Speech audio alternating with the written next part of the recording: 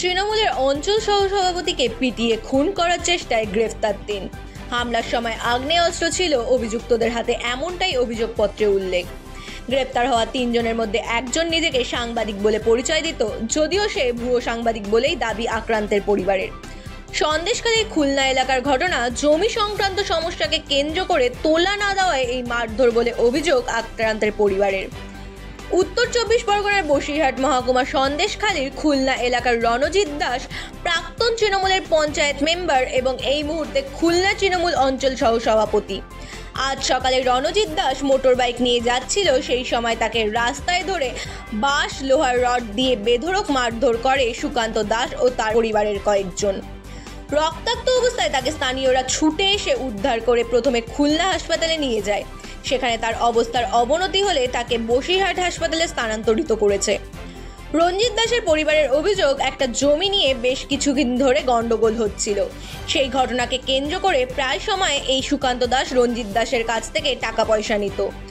গত কয়েকদিন আগে ওই জমি সংক্রান্ত সমস্যাকে কেন্দ্র করে ৪ লক্ষ টাকা চায় রঞ্জিত দাসের কাছে, কিন্তু রঞ্জিত দাস সেই টাকা দিতে অস্বীকার করায় আজ সকালে তার ওপর সুকান্ত দাস এবং তার পরিবারের কয়েকজন হামলা চালায়। বাঁশ লোহার রড দিয়ে এলোপাথারি মারধর করে রঞ্জিত দাসকে। অভিযোগপত্রে উল্লেখ আছে সুকান্ত দাসের হাতে আগ্নেয়াস্ত্রও ছিল। রক্তাক্ত অবস্থায় রঞ্জিত দাসকে প্রথমে খুলনা হাসপাতাল এবং তারপরে বসিরহাট হাসপাতালে স্থানান্তরিত করেছে। রঞ্জিত দাসের পরিবারের পক্ষ থেকে সন্দেশখালী থানায় অভিযোগ দায়ের করেছে। অভিযোগের ভিত্তিতে সুকান্ত দাস সহ ৩ জনকে গ্রেফতার করেছে সন্দেশখালী থানার পুলিশ। ভুয়া সাংবাদিক সুকান্ত দাস এনার কাছে আজ অনেকবার টাকা নিয়েছে, তো আবার ৫ লাখ টাকার দাবি করে। উনি বাজার থেকে আসছিলেন, বাজার থেকে বাড়িতে আসছিলেন, রাস্তায় ফেলে বেধড়ক মারধর, মানে প্রচুর পরিমাণে রক্ত হয়। যেখানে মেরেছে সেখানে প্রচুর রক্ত, এখন সারা গায়ে রক্ত আছে। এখন আমরা খুলনা হসপিটালে নিয়ে গিয়েছিলাম, ওখান থেকে এপার করেছে বদরতলাতে। এখন সিডি, হ্যাঁ, মাথা অনেকগুলো সেলাই পড়েছে, তো এখন সিডি স্ক্যানের জন্যই পাঠিয়েছে। এখন হ্যাঁ, আগে অনেকবার টাকা নিয়েছে, আবার পরে উনি ৫ লাখ টাকার দাবি করে।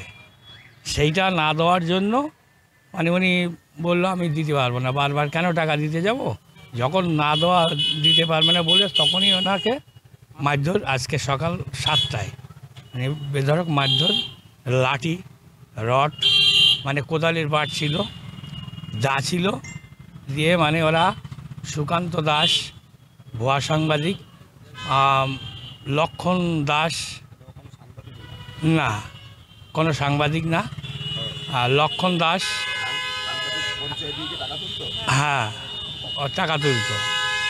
আর ওনার একটা ভাই মাস্টার, ওনার নামটা কি, হ্যাঁ, রামকৃষ্ণ দাস, উনি মাস্টার, অনু ছিল, আরও অনেকেই ছিল, মানে ওদের 7-8 জন ছিল।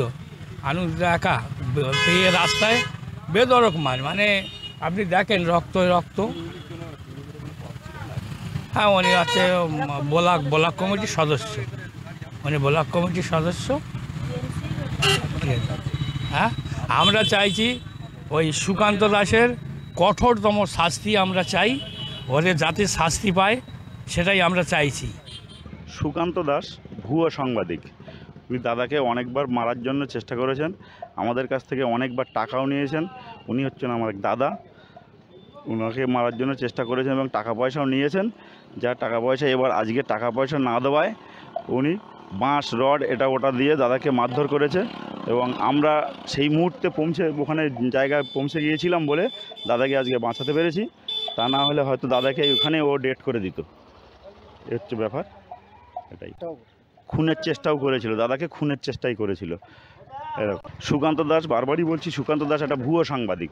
সে বারবারই শুধু লোক থেকে টাকা পয়সা নেয় এবং টাকা পয়সা না দিলে তাকে মারধর, এবং সেই একই জিনিস আজকের দাদার উপরে করেছে, যে টাকা পয়সা না দেওয়ায় দাদাকে মারধর করেছে এবং মার্ডার করার চেষ্টাও করেছিল।